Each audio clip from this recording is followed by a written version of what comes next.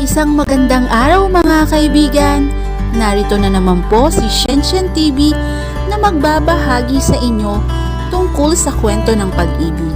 Pero kung bago ka pa lamang sa aking YouTube channel, paki-like lang po ng ating video, paki-click na rin ang subscribe button at ganon din ang bell icon para lagi kayong updated sa mga paparating ko pang mga uploads. Ikawalong kabanata, Unit Exam ni Psych sa parasitology, kaya buo ang tatlong magkakaibigan ng hapon na yun. Sinundo si Bianca ng mga ito pagkatapos ng klase niya at nagkagulo ang mga kaklase niya nang makita ang tatlo. May nagpapirma sa lead singer na bandang Espada na si Gianni at walang humpay ang papicture ng mga ito kasama sina Jerome, Arman at Psych. Halos ilang minuto rin ang itinagal ng fangirling ng mga klase at ilang schoolmate niya sa gwapong medical student ng SGIM. Kaya pawisan ang tatlo nang marating nila ang sasakyan ni Gianni. Sa halip na sa Espada dumiretso, ay sa kondo ni Kuya Cupid sila nagpunta. Buong gabi kasi silang mag-aaral ng mga ito. Siya naman ay makikijoin lang. Mas nabubuhay kasi ang brain cell niya kapag may matatalino siyang nakakasama. Jar, kailan ka pa natutong kumain ng cupcake? Tanong ni Gianni. Nang makita nitong dumiretso si Jerome sa couch, bit-bit ang kahon ng assorted cupcake na binili nila kanina sa Love in Amis. Binuksan ni Jerome ang kahon at kumuha ng isang cupcake. Sinipat-sipat nito yon at tila may kung anong nakakaaliw na nakikita sa chocolate and strawberry sprinkles dahil maya-maya ay napangiti ito. This one look nice. Wika nito sa mahinang boses na parabang sarili lang ang kinakausap nito. Kinagat nito ng dahan-dahan ang cupcake at napapikit pa ito habang umunguya. Lahat sila ay nakatingin lang dito. Nalaman niya kay Psych na hindi kumakain na kahit na anong matamis si Jerome at si Gianni naman ay hindi mahilig sa kape. At si Psych, wala itong pinipiling pagkain. You are acting weird, Jar, komento ni Psych na nakaupo sa kabilang couch at naguhubad ng uniform nito. Nagulat si Bianca nang pati ang puting sando nito ay hinubad dito. Dapat ay sanay na siyang nakakakita ng mga lalaking nakahubad dahil gawain din iyon ng kuya niya. Pero hayon siya at napapatingin sa katawan ng kaibigan niya. Kulang na lang ay sumipol siya nang malantad sa kanya ang dibdib nito. Nakakainis mang aminin, pero ang hat ng Hudyo. Naramdaman niya ang kamay ni Gianni sa braso niya, kaya agad siyang napalingon dito. At nakita niya ang nanunuksong tingin nito kasabay na isang pilyong ngiti. Inilapit nito ang mukha nito sa kanya. You like him, ha? Bulong nito. I don't! Mabilis na pagkakaila niya. Tumawa ito kaya napating sa kanila si Psych. Si Jerome ay may sariling mundo kasama ang cupcake nito. Bakit ka nakaakbay sa kanya? Tanong ni Psych na maasim ang mukha habang nakatingin sa kanila ni Gianni. Gusto ko lang, sagot ni Gianni at parang nang iinis na mas nilapit pa ang katawan sa kanya. Lumayo ka kay Gianni. May nakakahawang sakit yan, wika ni Psych sa kanya. Tumayo ito at hinawakan ang kamay niya. Natatawang binitawan siya ni Gianni at inakbayan si Psych. Ikaw talaga, Psych? Di ka na mabiro. Walang nakakatawa ron. Nakakatawa kaya ang sinabi ko. Hindi na sumagot si Psych at sa halip ay iginiya siya nito sa lababo. Magugas ka na ng braso. Nahawakan niya ni Gianni kaya paniguradong marumi yan. Ganyan ka pala magselo, Psych. Para kang bata, komento ni Jerome. Napangiti si Bianca habang nakatingin sa pagkukulitan ng mga ito. She became friend with Psyche but ended up being friends with two more and having friends around. And taking a risk on people felt a lot better than keeping herself safe and not have any friends at all. Dahil ayaw ni Psyche na lumipat si Bianca kay Gianni, ay hindi ito nakisali sa pagre-review ni na Jerome sa sala. Nasa guest room sila ng kondo ni Kuya Cupid at sabay na nag-aaral. Nakaupo siya sa study table at nasa harap ang textbook niya, samantalang si Psyche ay naka-lotus position sa sahig at nagbabasa ng makapal na aklat nito. Maya-maya ay lumabas ng silid si Psyche upang kumuha ng pagkain at marahil ay saglit na makikipag-usap sa mga kaibigan nito, samantalang siya ay na-distract na hindi niya alam kung bakit sa pagsasolo nila sa silid na yon. Wala talagang mali siya ang eksena nilang iyon. Sadyang bigla ay tinubuan lang ng mali siya ang lahat ng bagay na may kinalaman kay Psyche. May naiintindihan ka ba sa sinasabi mo? Para kasing wala sa librong atensyon mo komento ni Psyche. Nang lingunin siya nito, ay nakakunot ang noong nakatitig ito sa kanya habang nakapasak ang loaf bread sa bibig nito at ang isang kamay naman ay may hawak na peanut butter. Bakit hindi ka tumataba? Nagtatakang tanong niya habang pinapasadahan niya ng tingin ang matipunong katawan nito na bakat sa suot nitong pulang sando. Bumalik ito sa pwesto nito sa sahig bago sinagot ang tanong niya. Because I don't store the energy I get from this type of food. My brain use them. Paliwanag nito sa kanilang taka ng tinapay na pinalamanan nito ng peanut butter. Pagkatapos nitong ubusin ang pagkain sa loob ng dalawang malalaking kagat, ay napangiti na lamang siya. Napansin niya ang ilang smudge ng peanut butter sa gilid ng mga labi nito, kaya itinuro niya yun dito. Hindi nito nakuha ang sinasabi niya. I can understand your body language, reklamo nito. Itinuro niya ang sariling mga labi, saka itinuro ang mga labi nito. Kumunot ang noon nito.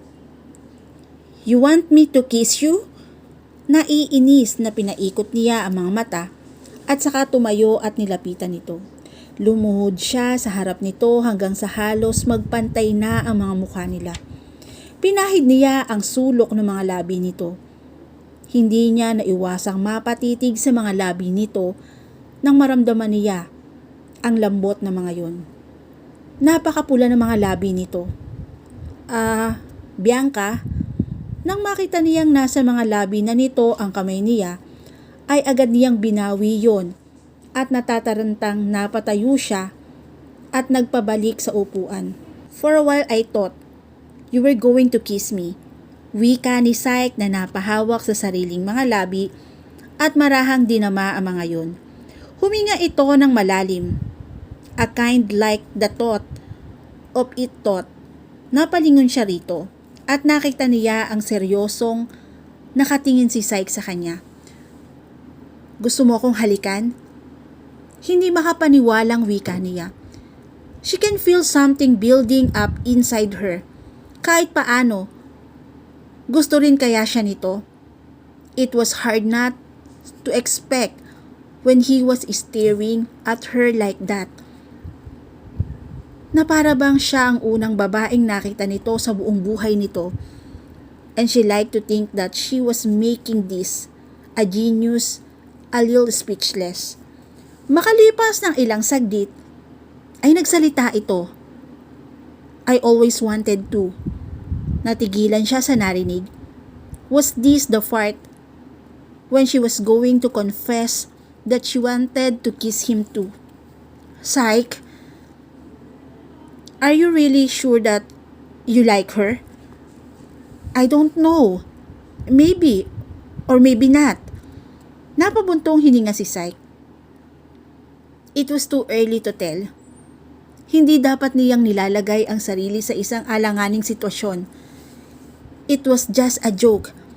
I mean, I like kissing girl. But you are like a sister to me kaya... forget it. Natatarantang paliwanag niya. Nakita niya ang pagdaan ng lungkot. Kasunod ng pagkabigla sa mga mata nito, kaya pinagsisisihan niya ang mga sinabi. Hindi pa siya handa sa kung anuman ang kahinatnan nila ni Bianca. Kung paiirali niya, hindi pamilyar na damdamin na unti-unti nang mabubuhay sa kanya. I think I have to go. Hanggang 10 lang ang paalam ko kay Kuya At mukhang nakakaistorbo na ako sa'yo. Wika ni Bianca.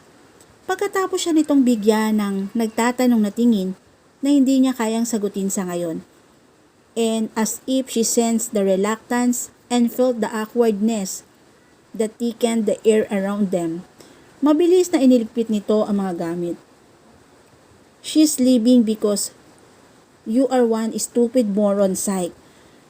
Gusto niya itong pigilan, pero hindi niya ginawa. Sa halip ay tahimik na lamang niya itong tinutulungan sa pag-aayos ng mga gamit nito at walang imik na sinundan ito hanggang labi. Sinabi niyang ihahatid niya ito pero tumanggi ito. Wala na siyang nagawa, kundi ang panoorin na lamang itong umalis sakay ng taxi. What happened, man? Agad na tanong ni Jerome nang makabalik siya sa kondo. Nangihinayang na napaupo siya sa couch. I don't know. I really don't know. Pumikit siya ng mariin. Biglang sumulpot ang malungkot na mukha ni Bianca. I felt bad. Pakiramdam niya ay may nagawa siyang kasalanan. Hindi lang niya matukoy kung ano. Habang lula ng taxi pauwi, ay hindi maiwasan ni Bianca na isipin ang nangyari kanina. Ang akala niya ay magtatapat si Syke sa kanya. Or at least was trying to imply that he liked her. But then he just blew everything up. Sinabi nitong hindi big deal yun, na lahat ng babae ay gusto nitong halikan. And she was no different.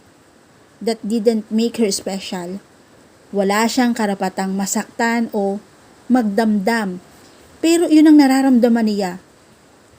Nasaktan siya dahil sa loob ng ilang segundo.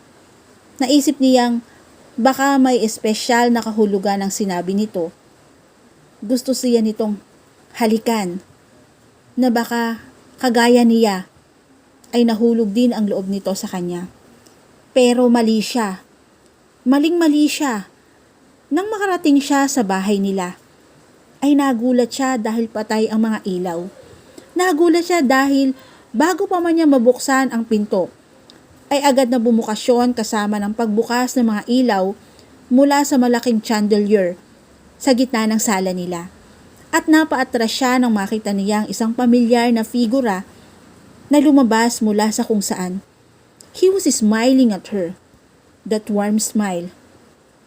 Matt? Wala sa sariling sambit niya. He walked toward her. Nang makalapit na ito sa kanya, ay inilabas nito ang isang kamay na nakatago kanina sa likuran.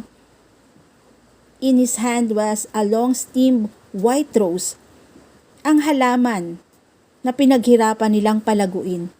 Pero kahit isa ay walang tumubo sa mga puting rosas na itinanim nila. Maybe it wasn't meant to grow.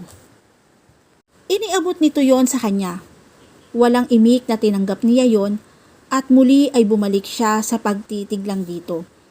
The man who was standing in front of her was the man she had always dreamed of loving. It was funny how she almost cried a while ago because a one-sided romance. Pakiramdam tuloy niya, naging unfaithful siya kay Matt kahit wala naman silang relasyon. Hey! Pukaw ni Matt. Agad siyang ngumiti. I can't believe you're here. I mean, oh God, you're really here. In front of me. Pinasadahan niya ng tingin ang kabuuan nito. Nakasuot ito ng kulay gatas na polo na nakatuck-in sa brown na pantalon. He was also wearing his signature scent along with his signature smile. He looked more mature and more defendable. Yung tipo ng lalaking alam mong pwede mong sandalan at hindi ka pababayaan. Dahil marami ng matinding emosyon, kaya hindi napigilan ni Bianca na yakapin ito. Nagulat ito sa ginawa niya pero gumanti rin ito ng yakap sa kanya. At nang maramdaman niya ang init ng yakap nito, ay mas isiniksik pa niya ang katawan sa katawan nito. She missed him. Ilang saglit na nagtagal ang yakapan nila at wala ni isa sa kanila ang nagsalita. O kung wala sa yakap na yon, maybe he missed her too. Pareho silang nabigla ni Matt nang bumukas ang lahat ng ilaw sa bahay nila. Nakita niya ang kuya niya na nakahalukip-kip malapit sa hagdan na napapailing habang nakatingin sa kanila ni Matt. Maya-maya pa ay naglakad ito palapit sa kanila. Kanina pa naghihintay si Matt sa'yo kaya nakatipid tayo ng kuryente dahil kanina papatay ang ilaw na yan. He wanted to surprise you. Wika ng kuya niya na nagpataba sa kanyang puso. Pero gabi na at bawal pang ligawan ng kapatid ko kaya magpapaalam na muna kayo sa isa't isa. Magkita na lang kayo bukas kung gusto nyo. Wika ng kuya niya bago pumanhik sa silid nito. Naiwan sila ni Matt na napapailing. Clyde will always be Clyde. Overprotective of you. Komento ni Matt na sinundan ng tingin ang kuya niya. Oh well, national treasure ako eh. Kinakailangan ng istriktong pagbabantay. Biro niya nang initian lang nito. Kung kay Psyche niya sinabi yon, tiyak na matutuwa ito o tatawa man lamang. Teka, bakit ba niya iniisip ang mokong na yon? Siguro, kailangan ko nang umalis, paalam ni Matt. Hindi niya naiwasang malungkot. Ang dami kasi niyang gustong ikwento rito. I'll see you tomorrow after class. Will that be okay? Tumango si Bianca. Naroon na si Matt, ang lalaking matagal na niyang hinihintay. Ang lalaking gusto niyang mahalin. Ang inaasahan niyang excitement ay hindi niya maramdaman ngayon. Hindi nga niya nararamdaman ang pagkalunod sa mga titig nito. Wala rin ang kakaibang rambulan na dapat ay nagaganap sa dibdib niya. Bakit ganon? Biglang dumaan ang nakangiting mukha ni Psyche sa isip niya. Napasimangot siya. Humanda sa kanya ang lalaking yon. At dito na po natatapos ang chapter 8 ng aking kwento. Nawa po'y suportahan niyo po ang susunod pang kabanata. Thank you for watching and God bless all.